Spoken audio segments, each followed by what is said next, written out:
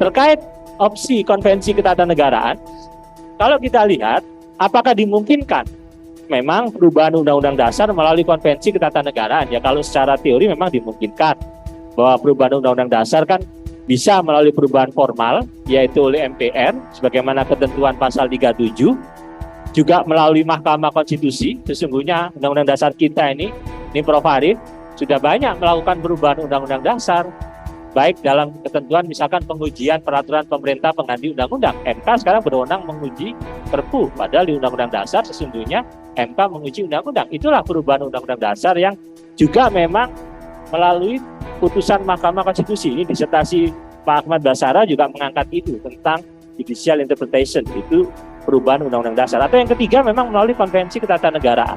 Nah, maka ini juga bisa kita katakan konvensi ketatanegaraan apakah mungkin untuk kemudian diadopsi sebagai sebuah bentuk perubahan undang-undang dasar? Ya dimungkinkan, tapi sejauh mana kemudian tantangan, kekuatan, kelemahan, mari kemudian kita lihat.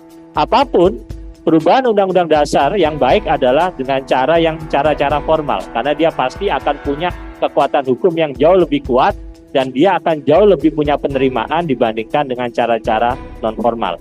Apa sih sebenarnya tantangan konvensi ketatanegaraan? Slide berikutnya. Mari kita lihat. Konvensi ketatanegaraan sesungguhnya fungsinya memang melengkapi, menyempurnakan, dan menghidupkan. Bukan membuat sesuatu, apa yang kita sebut, menghadirkan sesuatu yang baru. Intinya adalah belum diatur dalam konstitusi serta peraturan ketatanegaraan lainnya. Tapi tidak semua kebiasaan itu bisa disebut sebagai konvensi ketatanegaraan. Slide berikutnya. Ada syarat yang harus dipenuhi. Maka saya mengatakan, kalau kemudian gagasan PPHN ini dengan TAP MPR, apakah langsung bisa kita akan berlakukan? Saya katakan belum tentu bisa kita katakan langsung demikian. Karena itu bisa jadi suatu konvensi, harus ada presiden yang timbul berkali-kali. Kemudian dia dapat dimengerti dan dapat diterima. Jadi kalau dengan skema yang ada, yang konvensi ketatanegaraan, berarti saya umpamakan ini TAP MPR akan terbentuk oleh panitia ad hoc MPR, ditetapkan oleh MPR. Apakah serta-merta dia kemudian bisa diberlakukan sebagai sebuah konvensi ketatanegaraan? Belum tentu. Karena yang pasti harus bisa katakan dia berulang keberlakuannya dan kemudian dia bisa diterima. Lah, tantangannya ada di sini. Maka kalau kita bisa sebut 2025 RPJP itu akan berakhir. Apakah serta-merta kemudian TAP MPR itu bisa jadi dasar penyusunan RPJP yang teknokratis? Maka itu bisa kita katakan belum ada garansi dan jaminan karena belum bisa dapat disebut sebagai konvensi. Karena mungkin dia akan pertama kali digunakan, apakah kemudian bisa disebut konvensi?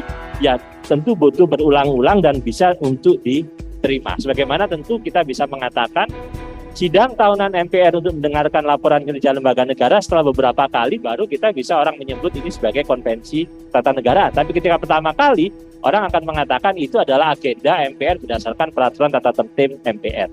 Berikutnya ada problematik juga kalau TAP MPR bisa disebut sebagai konvensi ketatanegaraan. Mari kita lihat apakah TAP MPR masuk konvensi ketatanegaraan. Sesungguhnya sumber tata negara kita bedakan dua, tata negara material, dasar pandangan hidup bernegara, nilai-nilai dasar ideologi negara kita, kekuatan-kekuatan politik, itulah sumber tata negara material. Sementara formil, ya konstitusi, itu yang tertinggi, peraturan perundang-undangan, hukum adat ketatanegaraan, termasuk konvensi ketatanegaraan. Nah, TAP MPR masuk kategori apa? Mari slide berikutnya. TAP MPR ternyata saat ini masuk peraturan perundang-undangan. Sehingga sesungguhnya satu sisi memang agak rancu ketika kita kemudian menyebut TAP MPR ini sebagai konvensi. Satu sisi TAP MPR dalam sumber hukum tata negara formil adalah peraturan perundang-undangan. Sehingga saya ingin mengatakan memang TAP MPR ya adalah peraturan perundang-undangan.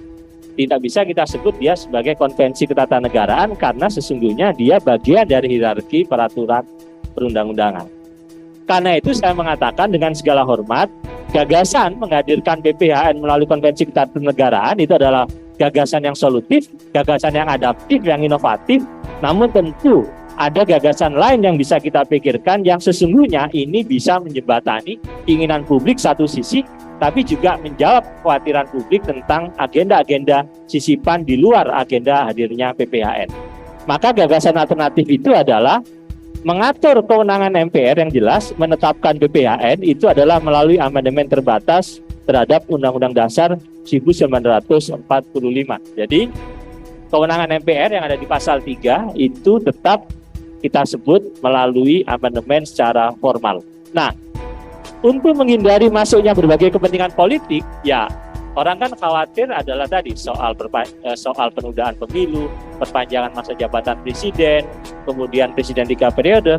Maka setelah 14 Februari pemilu dilaksanakan, saya pikir masih cukup waktu untuk kemudian dilakukan perubahan secara terbatas, hanya terbatas soal hadirnya PPHN tadi, kewenangan MPR tadi.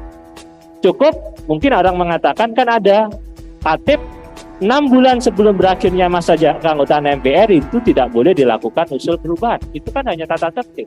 Setahu saya perubahan tatib cukup rapat gabungan di MPR. Jadi simpel sekali, setelah 14 Februari semua sudah tenang, hasil pilpres semua sudah tahu, pileg semua. Saya pikir ini 1 bulan selesai pekerjaan ini. Toh barang badan pengkajian sudah ada. Jadi legacy yang akan ditinggalkan oleh kemudian Pak Ahmad Basara, Mas Jarod, dan seluruh komponen yang ada di MPR, saya pikir kalau bisa ditinggalkan di periode ini, kenapa harus diserahkan ke MPR periode yang akan datang, begitu ya?